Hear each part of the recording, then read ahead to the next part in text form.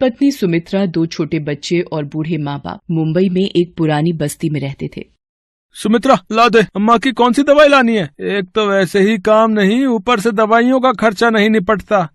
ये पर्चा और ये पैसे काम से मिले थे, इन्हीं का राशन लाना है और जो पैसे बचेंगे अम्मा की दवाई ले आना। चल जा रहा हूँ, ले आऊंगा।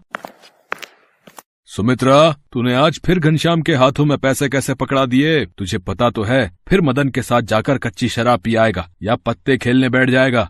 क्या करूँ बापू, जबरदस्ती ले गए कि मैं ही लाऊंगा घर का सामान। पर सुमित्रा, बारिश की वजह से कब हम पर मुसीबत आ जाए, कौन देख कर आया है। माँ, बहुत भूख लगी है। माँ, मुझे भी। बंटी, ये 10 रुपए ले, साथ वाली दुकान से छोटी डबल रोटी ले आ। बंटी बराबर की दुकान से डबल रोटी ले आता है। सुमित्रा थोड़े से रखे दूध की चाय बनाकर बच्चों को चाय ब्रेड खिला देती है। दिन बीत जाता है, शाम होने को आ जाती है, पर घनश्याम का कुछ पता नहीं कहाँ गया। रात के 7 बजे। मैंने आपको सुबह राशन और माजी की दवाई के पैसे दिए थे, पर आप तो ये तली हुई मच्छी उठा लाए हो। अब तू मेरे खाने पे भी नजर लगाएगी? जान नहीं लाया राशन, क्या कर लेगी? अरे घनश्याम, कुछ तो शर्म कर। सुमित्रा घरों में चूल्हा चौका करके थोड़ा बहुत कमाए और तू उजाड़ दे। बाबू, तुम बीच में ना बोलो तो ठीक हो रहेगा। मेरी ही गलती है जो इस मनुष्य घर में आ जाता हूँ। मैं आज बाहर सोऊंगा, और कल तेरी पाई ना चुका दी तो मेरा नाम भी घनश्याम नहीं है। अभी वो नशे में है। बहू, सुबह जब नशा उतरेगा अपने आप ठीक हो जाएगा। अम्मा, ये थोड़े से चावल रखे हैं, बना लो। हाँ, बना ले बहू। घनश्याम तो बाहर बरामदे में सो गया है, अब सुबह ही उठेगा। इतनी तेज बारिश हो रही है, सड़कें पानी से भरी हुई हैं। हवा से छप्पर टूट गया तो? सोने दे बहू, बारिश पड़ेगी तो अपने आप अंदर आ जाएगा। सुमित्रा चावल बना लेती है और रात का खाना खाकर सब सो जाते हैं। बारिश और तेज हो जाती है। आधी रात के वक्त सुमित्रा की आंख खुलती है। ये क्या, पूरे घर में पानी? अम्मा, बापू, जल्दी उठो, ये क्या हो रहा है? अरे इतना पानी ये कैसे आया? लगता है बारिश रुकी ही नहीं। क्या करें, बंटी और पूजा को गोदी में उठाओ और बाहर चलो। घनश्याम भी तो बाहर सो रहा था। घनश्याम पर जब टूटे हुए छप्पर से बारिश पड़ने लगती है, उसकी आंख खुल जाती है। ये क्या, इतनी बारिश, पानी की तो नदी बन गई है। घनश्याम जैसे ही चारपाई से उठता है, छप्पर नीचे गिर जाता है। घनश्याम बाल बाल बचता है।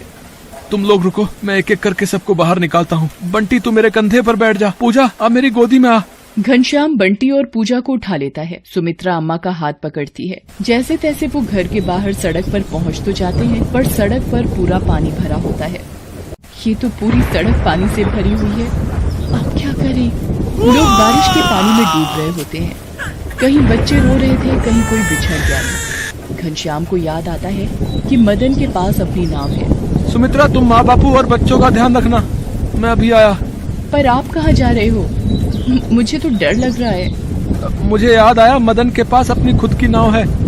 अगर माँ बापू को उसमें बिठाकर किसी सुरक्षित जगह पर भेज दें तो हम तो जैसे तैसे चले ही जाएंगे। घनश्याम तैरता हुआ मदन के घर पहुँचता है।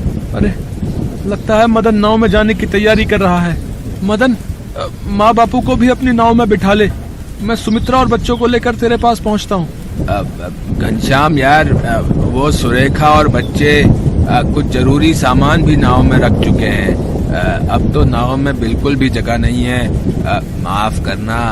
अच्छा, पानी का बहाव तेज हो रहा है, अब मैं चलता हूँ। मदन घनश्याम को साफ मना करके अपनी बीवी बच्चों के साथ नाव पर निकल जाता है।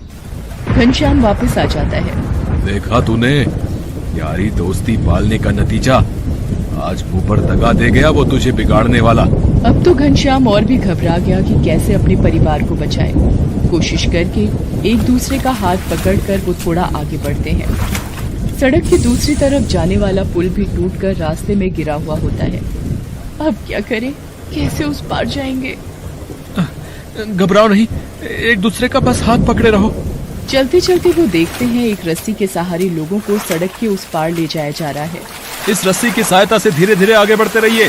हाँ जी माता जी, लाओ हाथ दो ध्यान से। रेस्क्यू टीम धीरे धीरे रस्सी की सहायता से सबको सड़क के दूसरे किनारे पहुंचाती है। तभी अम्मा, बापू, वो देखो हेलीकॉप्टर। ये सब लोग हमारी मदद करने के लिए ही आए हैं। हेलीकॉप्टर से रेस्क्यू टीम सभी बस्ती वालों को बाहर निकाल रही थी और एक सुरक्षित स्थान पर घनश्याम और उसके परिवार को छोड़ दिया। शुक्र है, ये बचाव कर्मी अगर ना होते तो हमें कौन बचाता। आज भगवान ने भी हमारा साथ दिया है। इन सुरक्षा कर्मियों को भेजकर। पर अब हम क्या करेंगे, वो बस्ती तो उजड़ गई। सुमित्रा, आज मुझे भी समझ आ गया है कि कुछ मित्र सिर्फ मतलब के लिए ही साथ रहते हैं। पर अब हम क्या करेंगे, वो बस्ती तो उजड़ गई।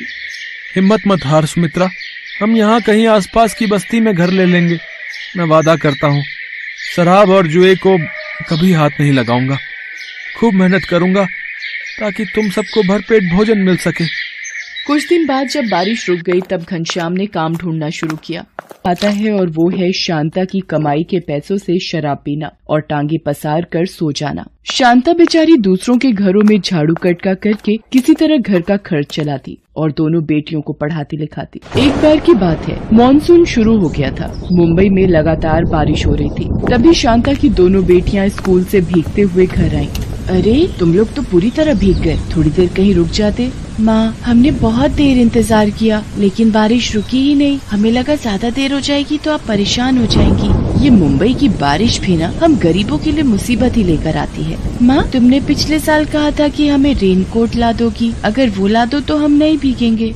शांता ने अपनी बच्चियों को कह तो दिया था, लेकिन कर्मा की शराब और घर के खर्चों से पैसे बचते ही कहाँ थे जो वो उनके लिए रेनकोट ला देती। पिछले साल भी दोनों की तबीयत बारिश में भीगने के कारण बहुत खराब हो गई थी। वो सोच ही रही थी कि इस बार अपनी बेटियों के लिए सेकंड हैंड ही रेनकोट कहीं से भी लाकर उसे देगी। तभी कर्मा हाथ में शराब की बोतल लेकर भीगते हुए अपने घर आया।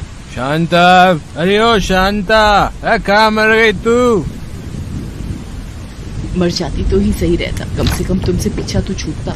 ये तू क्या बकवास कर रही है? तुझे अपनी बेटियों की फिक्र नहीं है? मुझे तो है लेकिन आपको नहीं है। पूरा दिन शराब शराब शराब। कर्मा के साथ सबसे बड़ी दिक्कत ये थी कि वो अपनी बुराई तो सुन लेता, लेकिन अगर कोई शराब की बुराई कर दे तो उसका पारा चढ़ जाता। उसने गुस्से में शांता को एक थप्पड़ मार दिया। मुफ्तखोर औरत, तू क्या समझती है अपने आप को, है? मैंने कितनी बार कहा कि मेरी शराब को अगर एक शब्द भी बोला तो मुझसे बुरा कोई नहीं होगा। ये शराब हमारा घर तोड़ रही है, आपको नहीं दिखता? चुप चुप कर, नहीं तो मार मार कर मुंह सुझा दूंगा तेरा। बात कर रही है। जब शांता की शादी हुई थी उस समय कर्मा कभी कभार पीता था, फिर पता नहीं उसे क्या हुआ, हर दिन पीने लगा। इस लत के कारण ही उसकी नौकरी भी चली गई, लेकिन उसे कोई फर्क नहीं पड़ता था क्योंकि उसकी नौकरी गई तो शांता की कमाई शुरू हो गई थी। शांता की दोनों बेटियां भी अपने पिता के इस व्यवहार से हमेशा सहमी रहती थी। अगले दिन, सुनिए जी, मॉनसून जोर पर है, हर दिन भयंकर बारिश हो रही है। तो मैं क्या करूँ? बारिश में बारिश नहीं होगी तो क्या लू चलेगी क्या? आपसे तो कुछ कहना ही बेकार है। तो फिर कहती क्यों है? चल फुट यहाँ से। और हाँ, जाते जाते कुछ रुपए देती जाना। रुपयों की बात सुनकर शांता को गुस्सा आ गया। रुपए? रुपए क्यों चाहिए? तेरे लिए ताजमहल बनवाना है, ताजमहल। देखो जी, मेरे पास आपकी शराब के लिए बिल्कुल भी पैसे नहीं हैं। कुछ पैसे पड़े भी हैं तो वो राशन के लिए हैं। देख नहीं रहे सारे डिब्बे खाली पड़े हैं। बारिश की हालत आप देख ही रहे हो। अगर यूं ही होती रहेगी तो बाहर निकलना मुश्किल हो जाएगा। इसलिए मैं चाहती हूँ कि कुछ राशन खरीद कर रख लिया जाए ताकि आगे दिक्कत ना हो। शांता की बात सुनकर कर्मा को बहुत गुस्सा आया, लेकिन उसने सोचा कि अगर वो इस समय गुस्सा दिखाएगा तो वो गुस्सा उस पर भारी पड़ जाएगा और शांता उसे पैसे नहीं देगी। इसलिए उसने उससे बहुत प्यार से बात करते हुए कहा कि शांता, मैं बहुत ही बुरा आदमी हूँ, मुझे पता है। ना तो तुम्हारी फिक्र है मुझे और न ही अपने बच्चों की। देखो ना। कर्मा के अचानक से बदले इस व्यवहार से शांता सख्ते में आ गई और वो सोचने लगी कि ये इनको अचानक क्या हो गया है। आपको पता है, रेनू मुन्नी के पास रेनकोट भी नहीं है। वो बेचारी हर दिन भीगते हुए स्कूल से घर आती। शांता, भगवान के लिए ये सब बातें मुझे बोलो।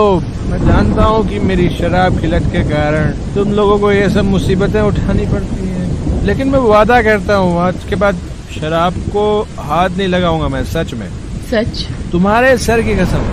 कर्मा ने वैसे तो ये वादा कई बार किया था लेकिन निभाया नहीं। फिर भी शांता ने सोचा, चलो एक मौका उसे और दे देती हूँ। फिर वो काम पर जाने लगी। उसे काम पर जाते देख कर्मा ने कहा कि सुनो, तुमने कहा कुछ पैसे हैं तुम्हारे पास, वो मुझे दे दो। मैं राशन का सामान और रेनू और मुन्नी के लिए रेनकोट लेता आऊंगा, ठीक है ना?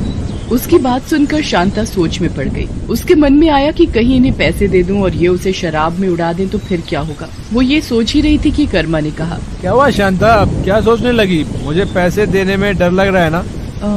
यही तो दिक्कत है, तुम मुझे सुधारना भी चाहती हो लेकिन मुझ पर विश्वास नहीं करना चाहती। छोड़ो, रहने दो। शांता एक बार फिर से कर्मा की बातों में आ गई और राशन के सारे पैसे उसे दे दिए। फिर वो काम पर चली गई। बढ़िया है घर का राशन लाने वाली। अरे भूखे पेट तो रहा जा सकता है, लेकिन दारू के बिना ना, बिल्कुल नहीं। उस दिन फिर से बहुत बारिश हो रही थी। घर में जो कुछ राशन बचा था शांता ने बना दिया था। अब वो कर्मा के आने का इंतजार कर रही थी। रात के 9:30 बजे कर्मा लड़खड़ाते हुए घर पहुंचा।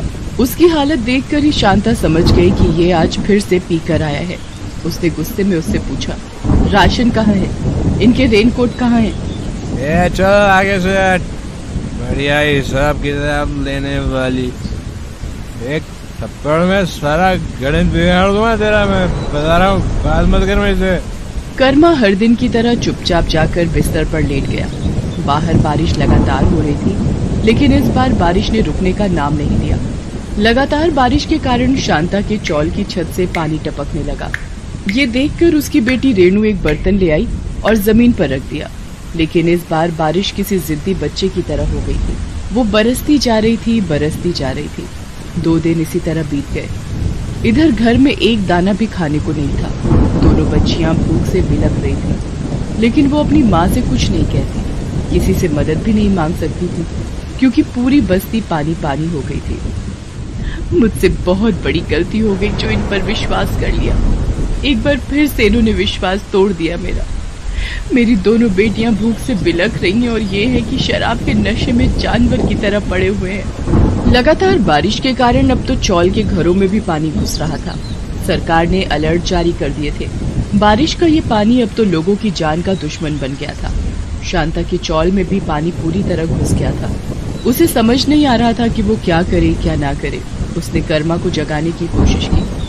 वो जागता तो जरूर, लेकिन अपने पास रखी बोतल की शराब के 2 घूंट मारता और फिर लेट जाता। इस बीच पानी का स्तर लगातार बढ़ता ही जा रहा था। रेणु और मुन्नी को अब डर लगने लगा था। पूरी बस्ती से बचाओ बचाओ की आवाज आ रही थी। माँ, क्या हम लोग इस पानी में डूब जाएंगे? माँ, हम लोग मर जाएंगे क्या? उनकी बातों को सुनकर शांता को रोना आ रहा था, लेकिन ये वक्त रोने का नहीं था। हिम्मत से काम लेकर सबकी जान बचाने का था। कुछ नहीं होगा बेटा, कुछ नहीं होगा। बारिश कम होते ही सब ठीक हो जाएगा। लेकिन बारिश कहाँ हमारी बात सुनती है। वो तो अपनी रफ्तार में हो रही थी और आज तो पानी छतों तक भर गया था। लेकिन इस बीच कर्मा का नशा टूटा। होश में आने के बाद उसे समझ में आया कि वे लोग बहुत मुसीबत में हैं। शांता, ये इतना पानी कहाँ से आ गया? 2 दिन से लगातार बारिश हो रही है। इस बीच पानी और भी बढ़ता जा रहा था।